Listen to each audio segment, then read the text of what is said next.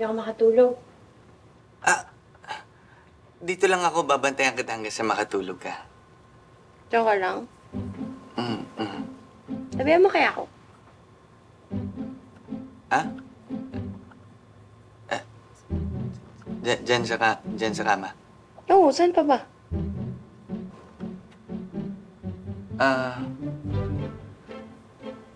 Sige. Sige. Sige.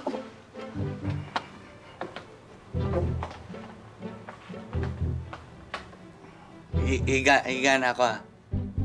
Oo, ba't parang ayaw mo pa? Ito na. Higa na.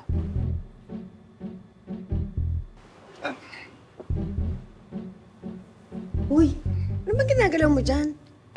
Ito. Malapit na. Yeah. Yung cellphone ko kasi, lagay ko lang dito.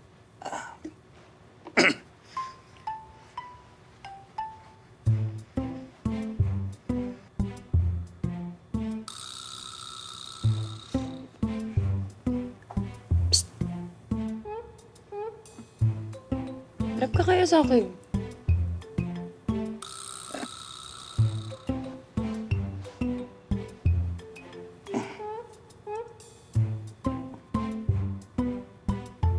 Thank you, Dabs, ha. Naging honest ka sa akin. Yun lang naman yung gusto ko, eh. Siyempre, ayoko magalit ka sa akin.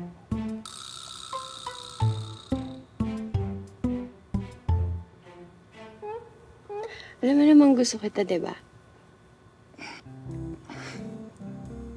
Alam mo naman din na gusto kita.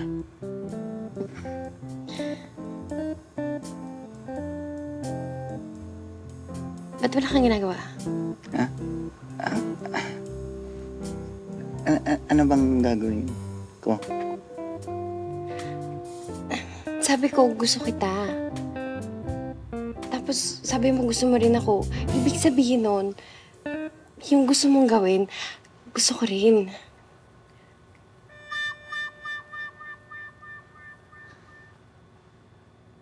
Alam mo, ayaw mo na nga. Kung hindi ka pa ready, okay lang. May plan ko. Hindi. Wag magbago isip mo. Eh, parang ayaw mo eh. Di ba nga, wala pa akong experience. Yun lang ba? Sige, kung bahala sa'yo. Tapos ng gabing to, hindi mo na ako makakalimutan. Handa ka na?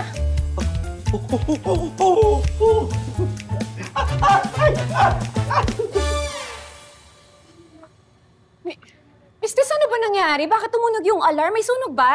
Hindi ko pa po alam. Pasensya na po ha. Inaalam pa po ngayon ng aming security kung ano po yung cause ng alarm. Pero rest assured, magiging maayos po ang lahat. Babalikan po namin kayo agad. Sana po bilis-bilisan niyo po. Gusto rin namin magpahinga. Naintindihan ko po kayo. Pero huwag po kayong mag-alala. Again, safe po tayo dito. At babalikan namin kayo once na malaman na namin kung anong cause ng alarm. Please sit down. Relax muna po kayo. Paano mo kayo? Isa po, ah. Ate Bobby. Ay, Mayor.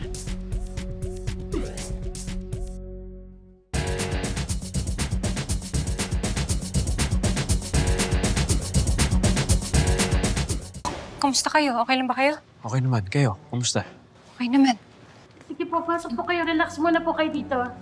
May lakas ng alarm. Wala. Miss Tess, si Miss Rose at Sir Jack, parang wala sila rito. Nasaan kaya sila? Ay, baka naiwan sa loob. Di nagising sa alarm. Sige po, ipapacheck ko kay Kuya Tinoy. Kuya Tinoy, pwede pong pakicheck yung kwarto ni na Miss Rose at saka ni Sir Jack. Wala pa kasi sila dito. Baby ko. Miss Tess. Papunta na ako sa kwarto nila Mr. at Mrs. Season. Oo, please ha, pakicheck po ha. Importante na nandito din sila para sa kanilang safety. Thank you, Kuya Tinoy. Sige po, okay lang po kayo.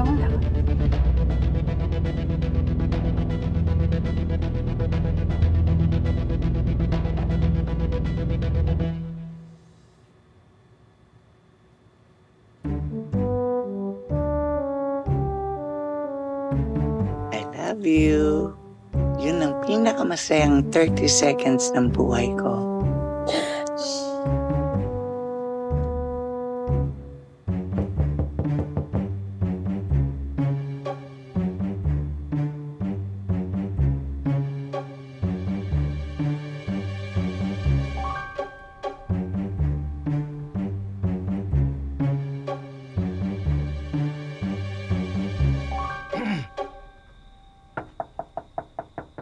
Mr. and Mrs. Season.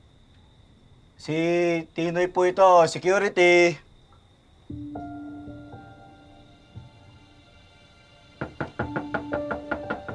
Ma'am, sir, punta na raw tayo sa function hall.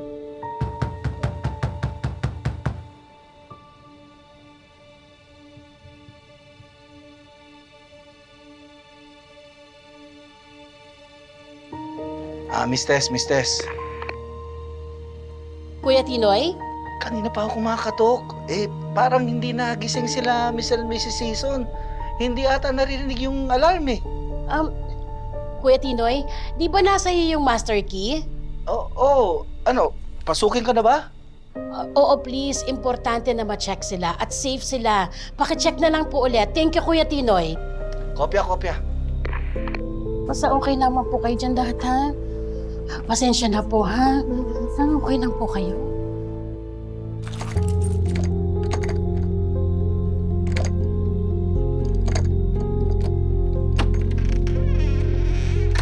Mr. and Mrs. Season.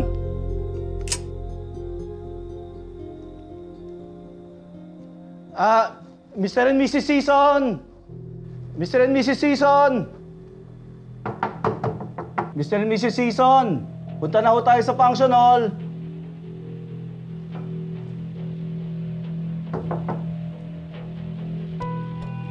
Sir,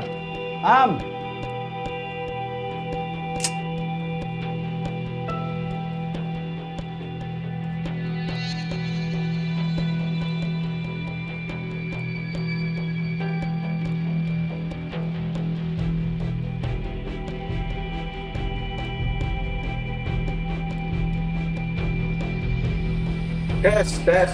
Opo, yes. Wala sila Mr. and Mrs. Season sa kwarto nila. Walang tao? Sure ka? Dinoble check mo na lahat?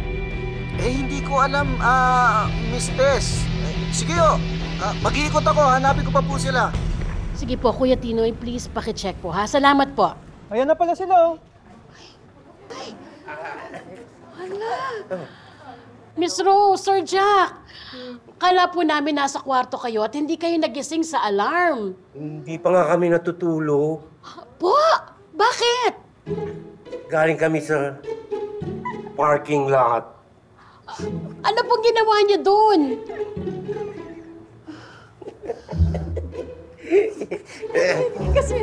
Kasi naman ito si Jack, alam niyo, napaka-adventurous. Gusto niya sa ibang lugar ginagawa yun.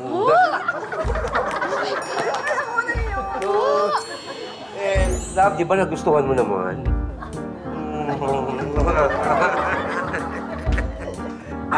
Ito para sa mga tip sa inyo, mga couples, ha?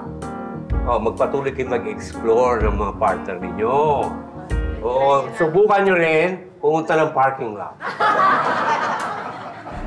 Ay nako, basta tandaan ninyo, yung pagiging adventurous, lalo na pagdating sa mga intimacy na ganyan, nakakapagpatibay ng relationship yun. Di ba mga? Yes!